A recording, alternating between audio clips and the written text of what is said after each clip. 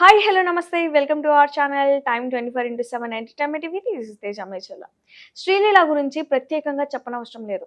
టాలీవుడ్లోనే కాకుండా బాలీవుడ్లోనూ పెద్ద సినిమాల్లో నటిస్తూ ప్రేక్షకులను అలరిస్తున్నారు. ప్రస్తుతం ఆమె ఆశలని పవర్ స్టార్ పవన్ కళ్యాణ్తో నటిస్తున్న ఉస్తాద్ భగత్ సింగ్, రవితేజతో చేస్తున్న మాస్ జాతర చిత్రాలపై ఉన్నాయి.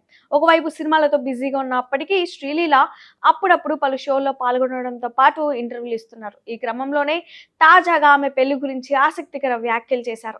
తనకు కాబోయే భర్తకు ఎలాంటి లక్షణాలు ఉండాలో శ్రీలీల వివరించారు.